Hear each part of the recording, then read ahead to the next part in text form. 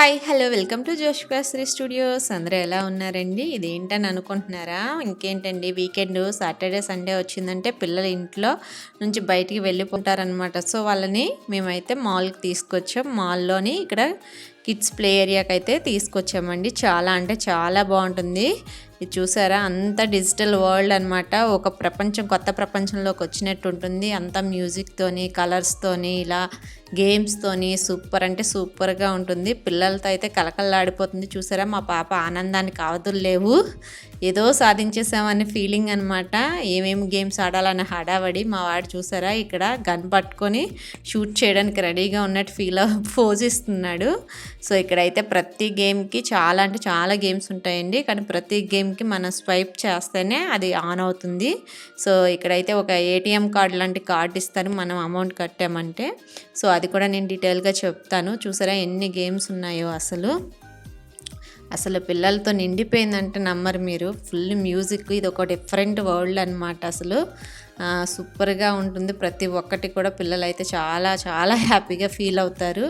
ఇవి వచ్చేసి హార్సు, స్కూటరు ఇవన్నీ ఉన్నాయన్నమాట. ఇది వచ్చేసి బిలో 5 years వాళ్ళు యూజ్ చేయొచ్చు.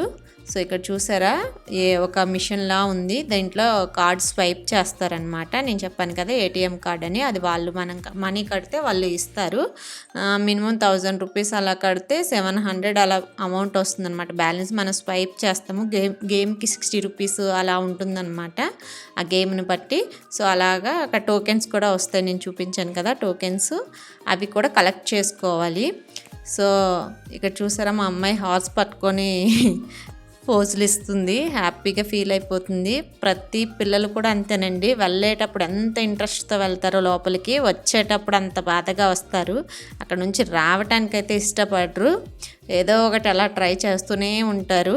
సో మనం కార్డు స్వైప్ చేసుకున్నామా ఒక్కసారితో అయిపోతుంది బ్యాలెన్స్ అంతా.